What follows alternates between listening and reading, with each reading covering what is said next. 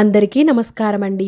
ఈ 2026వ సంవత్సరంలో తొలి ఏకాదశి ఏ రోజున వచ్చింది? అలాగే ఉపవాసం ఏ విధంగా ఉండాలి? పరాణ సమయం ఎప్పుడు ఉంది? ఉపవాసం ఏ విధంగా విడవాలి? పూజా విధానం, శ్రీ వెంకటేశ్వర స్వామిని ఏ విధంగా పూజ చేసుకోవాలి? ఏం నైవేద్యం పెట్టాలి? అలాగే ఈరోజు పాటించవలసిన నియమాలు, స్వామివారిని ఎప్పుడు కదిలించాలి? వాటన్నిటిని గురించి ఈ వీడియోలో క్లియర్గా అయితే తెలుసుకుందాము. తొలి ఏకాదశి హిందువులకు అత్యంత పవిత్రమైన ఏకాదశి వ్రతాలలో ఒకటి. ఈ రోజు నుంచి శ్రీ మహావిష్ణువు యోగ నిద్రలోకి ప్రవేశిస్తారని పురాణాలైతే చెప్తున్నాయి. ఈ పవిత్ర రోజున ఉపవాసం ఉండి శ్రీ మహావిష్ణువును భక్తి శ్రద్ధలతో ఆరాధిస్తే మన సకల పాపాలు కూడా తొలగి ఆయురారోగ్యాలు, ఐశ్వర్యం, సుఖశాంతులు కలుగుతాయని అందరి విశ్వాసం. మరి ఈ 2026వ సంవత్సరంలో తొలి ఏకాదశి 25 జూలై శనివారం రోజునైతే వచ్చింది. ఏకాదశి తిథి ప్రారంభ సమయం గనక చూసుకుంటే జూలై 24 శుక్రవారం రోజున సాయంత్రం 5:43 మొదలయ్యి జూలై 25 శనివారం సాయంత్రం 6:15 వరకైతే ఉంది. అలాగే పరాణ సమయం చూసుకుంటే జూలై 26 ఆదివారం ఉదయం 6:03 నుండి 10:32 వరకైతే ఉంది. ఈ సమయంలోనే మనం ఉపవాసం అయితే విడవాలి. మరి తొలి ఏకాదశి రోజున పూజ ఏ విధంగా చేసుకోవాలి? ఉపవాసం ఎప్పటి నుండి ఎప్పటి వరకు ఉండాలి? వాటన్నిటిని గురించి అయితే తెలుసుకుందాము. ఈ ఏకాదశి ఉపవాసం జూలై 24వ తేదీ శుక్రవారం సాయంత్రం నుండి మొదలుపెట్టి జూలై 26వ తేదీ ఆదివారం ఉదయం వరకైతే ఉండాలి. అన్ని గంటలు ఉండలేని వాళ్ళైతే 25 జూలై శనివారం రోజున ఒక్కరోజు ఉపవాసం ఉంటే సరిపోతుంది. మరి ఈరోజు చేయవలసిన పూజా విధానం గనక చూసుకుంటే శనివారం రోజున తెల్లవారుజామునే లేచి ఇల్లంతా కూడా శుభ్రం చేసుకొని బయట కూడా శుభ్రం చేసుకొని ముగ్గులతో అలంకరించుకొని తలస్నానము చేసి ఆ తర్వాత దేవుడి గదిని కూడా శుభ్రం చేసుకొని దేవుడి రూములో చేసుకునే వాళ్ళు దేవుడి రూములో, లేదు అంటే సపరేట్గా పీఠం వేసుకొని అయితే చేసుకోవచ్చు. ఈ పీఠం వేసుకునే వాళ్ళు మన ఇంట్లో ఈశాన్య దిశలో పెట్టుకొని చేస్తే చాలా మంచిది. అలా చేయడం కుదరని వాళ్ళైతే మన పూజ రూమ్లో అయినా కూడా స్వామివారి ఫోటోను పెట్టుకొని అయితే చేసుకోవచ్చు. స్వామివారిని పెట్టడానికి కోసం పీఠాన్ని ఏర్పాటు చేసుకొని పీఠం పైన కొన్ని నీళ్లు పసుపుతో చల్లి ఆ తర్వాత పద్మం ముగ్గు వేసుకొని ఒక పసుపు కానీ ఎరుపు జాకెట్ పీస్ని పరిచి స్వామివారి ఫోటోనైతే ఏర్పాటు చేసుకోవాలి. స్వామివారికి పసుపు కలర్ అంటే చాలా ఇష్టం కాబట్టి పసుపు రంగులో ఉన్న వాటిని పెట్టుకోవడానికైతే చూసుకోవాలి. అలాగే స్వామివారికి చాలా ఇష్టమైన తులసి మాలను ఈరోజు సమర్పిస్తే చాలా మంచిది. ఫోటోని ఏర్పాటు చేసుకున్న తర్వాత ఫోటోకి గంధం కుంకుమ బొట్లతో అలంకరించుకొని దీపపు కుందులను పెట్టుకొని అందులో కొబ్బరి నూనె కానీ ఆవు నెయ్యి కానీ నువ్వుల నూనె కానీ వేసి వత్తులను వేసి దీపాలకు బొట్టయితే పెట్టుకోవాలి. ఆ తర్వాత మన దగ్గర వెంకటేశ్వర స్వామి దీపం ఉన్నట్లయితే అది పెట్టుకోవచ్చు, లేనట్లయితే పెట్టుకోకున్నా కూడా పర్వాలేదు, నార్మల్గా అయినా కూడా పెట్టుకోవచ్చు. మనం ఏ పూజ చేస్తున్నా మొదటగా గణపతికి పూజ చేయాలి కాబట్టి గణపతి విగ్రహం ఉన్నట్లయితే గణపతి విగ్రహాన్ని పెట్టుకోవచ్చు, లేనట్లయితే పసుపు గణపతి చిన్నగా చేసుకొని అయితే పెట్టుకోవచ్చు. ఇంట్లో ఉంటే లక్ష్మీ విగ్రహాన్నైనా కూడా పెట్టుకోవచ్చు. ఇవన్నీ లేకపోయినా కూడా వెంకటేశ్వర స్వామి చిత్రపటం ఉన్నట్లయితే స్వామివారికి మాలను వేసుకొని 2 దీపాలను పెట్టుకొనైనా కూడా ఈరోజు అయితే పూజ చేసుకోవచ్చు. ఈరోజు పూజలో ముఖ్యంగా ఉండవలసింది స్వామివారికి తులసాకును సమర్పించడం, అలాగే పిండి దీపాలను పెట్టడం, రోజంతా కూడా ఉపవాసం ఉండటం, అంటే బియ్యం పదార్థాలను తినకుండా ఉండాలి. ఈరోజు ఏకాదశి ప్రత్యేకంగా కుదిరిన వాళ్ళైతే 7 పిండి ప్రమిదలు పెట్టుకుంటే చాలా మంచిది. వాటిని తమలపాకును వేసి వాటిపైనైతే పెట్టుకోవాలి. కుదరని వాళ్ళు 2 కానీ 5 కానీ 3 కానీ ఇలా కూడా పెట్టుకోవచ్చు. ఈ పిండి ప్రమిదలని ఎలా తయారు చేసుకోవాలి అన్నది చూసుకుంటే బియ్యం పిండిని తీసుకొని అందులో కొద్దిగా బెల్లం, తేనె వేసి పాలతో బియ్యం పిండినంతా కూడా కలిపి ఒక అరగంట సేపు పక్కన పెట్టుకొని దీపపు ప్రమిదల్లాగా తయారు చేసుకోవాలి. ఇలా చేసుకున్నట్లయితే పగుళ్ళు రాకుండా అయితే ఉంటాయి. ఈ ప్రమిదల్లో కూడా నూనెను కానీ లేదంటే ఆవు నెయ్యిని కానీ వేసి వత్తులను వేసుకోవాలి. మనం పెట్టుకున్న ప్రమిదలకు గంధం కుంకుమ బొట్లతో అలంకరించుకొని పువ్వులతో కూడా అలంకరించుకోవాలి. శ్రీ వెంకటేశ్వర స్వామి అలంకార ప్రియుడు. ఆయనకు అలంకారం అంటే చాలా ఇష్టం. కుదిరితే అలంకారం చేసుకోవడానికైతే చూడాలి. ఇలా మనము పూజకు కావలసిన సామాగ్రిని ముందుగానే ఏర్పాటు చేసుకొని కూర్చోవాలి. పూజ చేసేటప్పుడు లేవడం, కూర్చోవడం అలా అయితే ఎప్పుడూ చేయకూడదు. అన్నీ ఒక దగ్గర పెట్టుకొని స్టార్ట్ చేసుకోవాలి. స్వామివారికి పెట్టవలసిన నైవేద్యాలు, అలాగే ఆచమనీయ పాత్ర, కలశపు చెంబు ఇలా అన్నిటిని కూడా సిద్ధం చేసుకొని పూజలో అయితే కూర్చోవాలి. ఇలా అన్ని ఏర్పాటు చేసుకున్న తర్వాత ఏకహారతితో దీపాలనైతే వెలిగించుకోవాలి. మనం పూజ చేసుకునేటప్పుడు స్వామివారిని తలుచుకుంటూ చేసుకోవాలి. గాలి మనసుతో కాకుండా స్వామివారి నామాలను మనసులో అనుకుంటూ దీపాలను వెలిగిస్తే చాలా మంచిది. ఓం నమో నారాయణాయ అనే మంత్రాన్ని 108 సార్లు చదువుకుంటూ కూడా దీపాలనైతే వెలిగించుకోవచ్చు. ఈరోజు స్వామివారు యోగ నిద్రలోకి ప్రవేశిస్తారు. అలాగే ఈ రోజుతో చాతుర్మాస్య వ్రతాలు ప్రారంభమవుతాయి.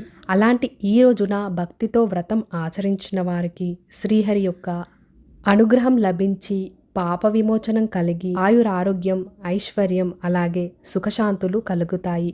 ఇలా దీపాలను వెలిగించుకున్న తర్వాత గంధం, కుంకుమ బొట్లతో అలంకరించుకొని స్వామివారికి సువాసన అంటే చాలా ఇష్టం కాబట్టి సువాసన భరితమైన పచ్చకర్పూరం అలాగే జవ్వాదిని కొద్దిగా తీసుకొని దీపపు ప్రమిదల అన్నిటిలో కూడా వేసుకోవాలి. దీపం వెలుగుతూ ఉంటే వాసన మనకి వెదజల్లుతూ ఉంటుంది. ఇప్పుడు మనం పూజ అయితే స్టార్ట్ చేసుకోవాలి. పంచోపచార పూజ అయినా కానీ షోడశోపచార పూజ అయినా కానీ చేసుకోవచ్చు.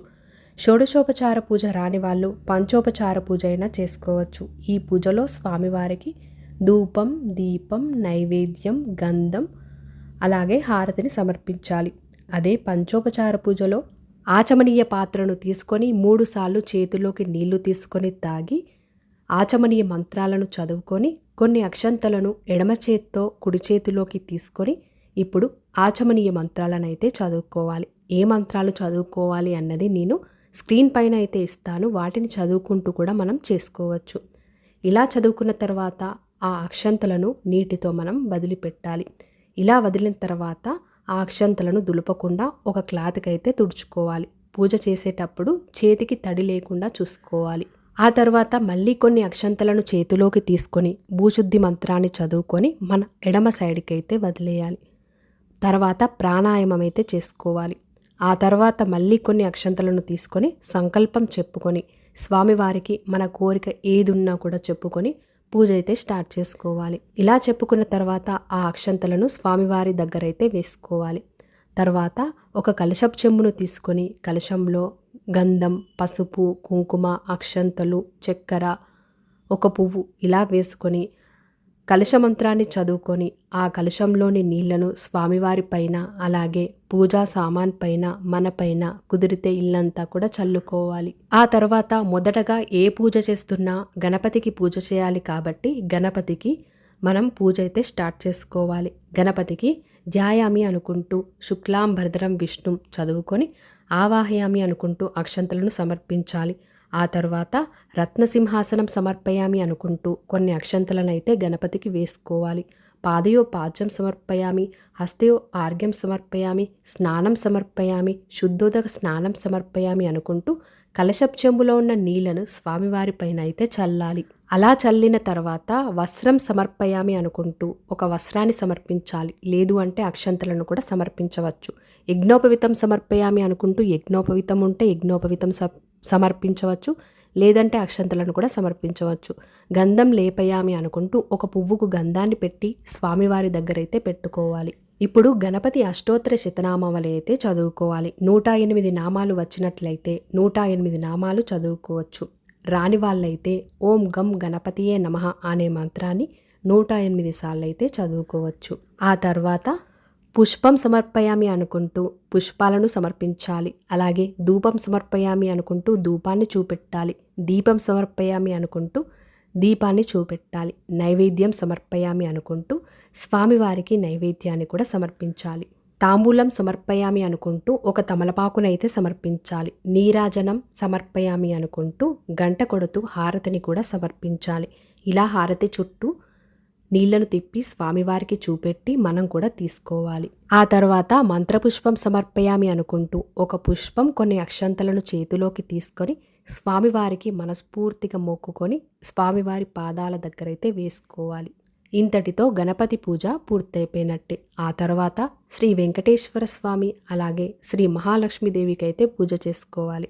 ఇంట్లో లక్ష్మీదేవి విగ్రహం ఉంటే విగ్రహం పెట్టుకోవచ్చు. లేకపోయినా కూడా పర్వాలేదు. వెంకటేశ్వర స్వామికి పూజ చేసుకున్నా కూడా సరిపోతుంది. ధ్యాయామి అనుకుంటూ ధ్యాన మంత్రాన్ని చదువుకోవాలి. ఆవాహయామి అనుకుంటూ ఆవాహనం అయితే చేయాలి. అక్షంతలను సమర్పించాలి. రత్నసింహాసనం సమర్పయామి అనుకుంటూ సింహాసనాన్ని తాకి అక్షంతలను అయితే వేయాలి. పాదయో పాద్యం సమర్పయామి, హస్తయో ఆర్ఘ్యం సమర్పయామి, ముఖే ఆచమనీయం సమర్పయామి, స్నానం సమర్పయామి అనుకుంటూ కలశపు చెంబులో ఉన్న నీళ్లతో స్వామివారిపైన, అమ్మవారిని పెట్టుకుంటే అమ్మవారిపైన కూడా చల్లుకోవాలి. అలాగే ఇద్దరికి కూడా వస్త్రం సమర్పయామి అనుకుంటూ వస్త్రాన్ని, వస్త్రం లేనట్లయితే అక్షంతలను అయితే సమర్పించాలి. యజ్ఞోపవితం సమర్పయామి అనుకుంటూ యజ్ఞోపవితాన్ని సమర్పించాలి. యజ్ఞోపవితం లేనట్లయితే అక్షంతలను కూడా సమర్పించవచ్చు. అలాగే గంధం లేపయామి అనుకుంటూ ఒక పుష్పానికి గంధాన్ని పెట్టి స్వామివారికి అయితే సమర్పించాలి. పుష్పం సమర్పయామి అనుకుంటూ పుష్పాలను అమ్మవారికి, స్వామివారికి అయితే సమర్పించుకోవాలి. ఆ తర్వాత శ్రీ వెంకటేశ్వర స్వామి 108 నామాలు, అలాగే శ్రీ మహాలక్ష్మీదేవి 108 నామాలు, అలాగే గోవింద నామాలు, విష్ణు సహస్రనామం, మనకు వెంకటేశ్వర స్వామికి సంబంధించిన ఏ మంత్రాలను వచ్చినా కూడా చదువుకోవచ్చు. స్వామివారికి పసుపు రంగు పుష్పాలంటే చాలా ఇష్టం. పసుపు రంగు చామంతి, అలాగే తులసి దళాలతో ఈ 108 నామాలు చదువుకోవడం కానీ, 108 నామాలను చదువుకుంటూ స్వామివారికి అయితే సమర్పించాలి. ఈ నామాలు చదవడం రాని వాళ్ళైతే ఓం నమో నారాయణాయ అనే మంత్రాన్ని 108 సార్లు చదువుకుంటూ కూడా పుష్పాలను అయితే సమర్పించుకోవచ్చు. ఈరోజు ముఖ్యంగా ఎవరిని తిట్టడం కానీ, కొట్టడం కానీ, అవమానించడం కానీ, బాధ పెట్టడం కానీ ఇలాంటి పనులైతే చేయకూడదు. మనం ఈరోజు వ్రతం చేసుకుంటాం కాబట్టి చాలా ప్రశాంతంగా స్వామివారిని తలుచుకుంటూ మాత్రమే ఉండాలి. ఈ పూజ చేసుకోవడానికి ఆడంబరాలకి వెళ్ళకుండా మనకి ఉన్న దాంట్లోనే స్వామివారి చిత్రపటము, అలాగే 2 దీపాలు, పిండి ప్రమిదలు, అలాగే తులసిమాల లేనట్లయితే తులసి దళం ఒక్కటున్నా కూడా సరిపోతుంది. స్వామివారికి ఇష్టమైన వాటితో మనస్ఫూర్తిగా భక్తితో పూజ చేసుకున్నా కూడా సరిపోతుంది.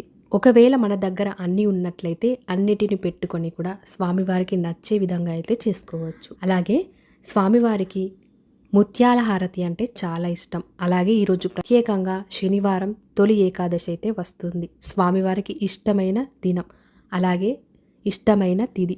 ఈరోజు ప్రత్యేకంగా రావి ఆకులో దీపం పెట్టినట్లయితే చాలా మంచిది. ఆకుంటే ఆకు పెట్టుకోవచ్చు, లేనట్లయితే ఇత్తడి రావి ఆకున్నా కూడా పెట్టుకోవచ్చు. నా దగ్గర ఇత్తడి ఉంది కాబట్టి అందులో అయితే పెట్టి చూపిస్తున్నాను. ఒకవేళ కుదిరితే గుడికి వెళ్ళి రావి చెట్టు దగ్గర 3 ప్రదక్షిణలు చేసి రావి ఆకు పైన దీపం పెడితే చాలా మంచిది.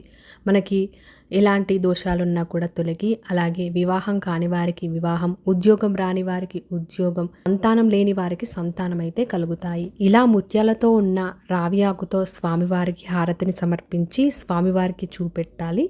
ఆ తర్వాత నైవేద్యం సమర్పయామి అనుకుంటూ తొలి ఏకాదశి రోజున ప్రత్యేకంగా పేలాల పిండినైతే స్వామివారికి సమర్పించాలి. ఈరోజు స్వామివారికి సాత్వికమైన ఆహార పదార్థాలను మాత్రమే నైవేద్యంగా సమర్పించాలి. పులిహోర కానీ, బియ్యంతో చేసిన పదార్థాలను ఎవ్విటిని కూడా సమర్పించకూడదు. పాలాల పిండి, అలాగే పాలు, పండ్లను మాత్రమే సమర్పించాలి. ఇలా నైవేద్యం సమర్పించిన తర్వాత నైవేద్యం చుట్టూ 3 సార్లు కానీ, లేదు అంటే 5 సార్లు కానీ నీటితో తిప్పి స్వామివారికి చూపెట్టి, ఆ తర్వాత గంట కొడుతూ పాట పాడుతూ స్వామివారికి హారతిని సమర్పించాలి.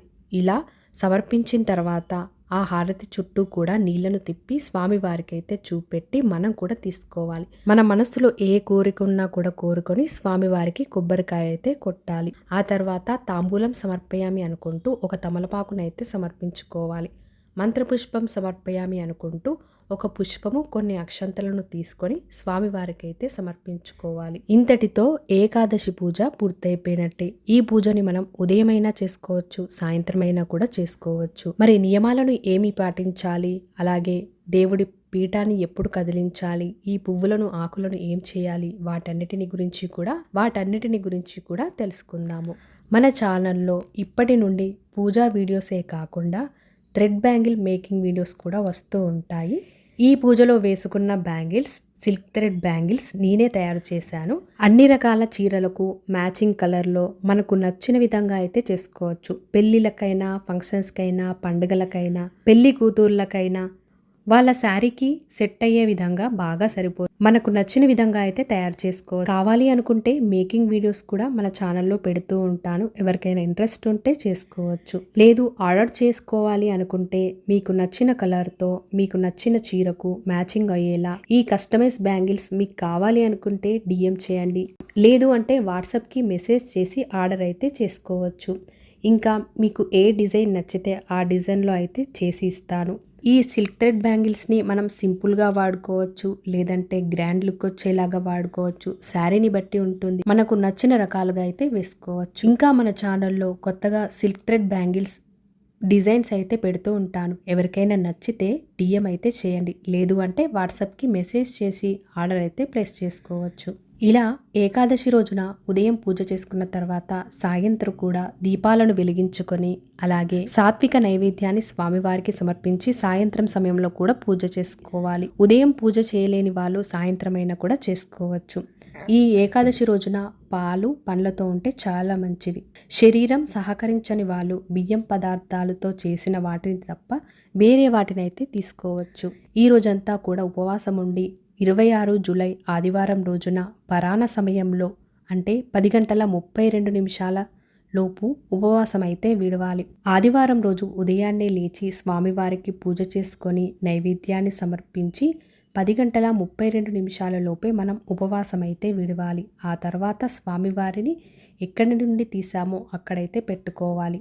ఈ పూజలో వాడిన పువ్వులను కానీ ఆకులను కానీ పిండి ప్రమిదల్ని కానీ పారే నీటిలో కానీ ఎవరు తొక్కని ప్రదేశంలో అయితే వేయాలి. పిండి ప్రమిదలను మనం కొంచెం నైవేద్యంగా తీసుకొని ఆవులకు పెడితే చాలా మంచిది. అలాగే ఈ పూజను ఎవరైనా కూడా చేసుకోవచ్చు. పెళ్లి కాని వాళ్ళు పెళ్ళైన వాళ్ళు ఎవరైనా కూడా చేసుకోవచ్చు. ఆనవాయితీ ఉండవలసిన అవసరం అయితే ఏమీ లేదు. శనివారం రోజు పాలు పండ్లను తీసుకున్న తర్వాత చాప వేసుకొని అయితే పడుకోవాలి. బెడ్లో మాత్రం పడుకోకూడదు. బ్రహ్మచర్యాన్ని కూడా పాటించాలి. ఈ నియమాలను పాటిస్తే సరిపోతుంది. అలాగే ఆదివారం రోజున ఉదయం ఉపవాసం విడిచిన తర్వాత నాన్ వెజ్ అయితే తినకూడదు. ఆ రోజు మొత్తం కూడా వెజ్తోనే తినాలి. ఇంకా ఈ పూజలో మీకేమైనా డౌట్స్ ఉంటే నాకు కామెంట్లో తెలియజేయండి. నేను తప్పకుండా రిప్లై అయితే ఇస్తాను. ఈ వీడియో మీకు నచ్చినట్లయితే తప్పకుండా మీ యొక్క లైక్తో నాకు సపోర్ట్ని తెలియజేసి మరిన్ని వీడియోస్ కోసం మన ఛానల్ని సబ్స్క్రైబ్ చేసుకొని పక్కనే ఉన్న బెల్ ఐకాన్ని కూడా క్లిక్ చేయండి. ధన్యవాదములు. మరో మంచి వీడియోతో మనమైతే కలుద్దాం.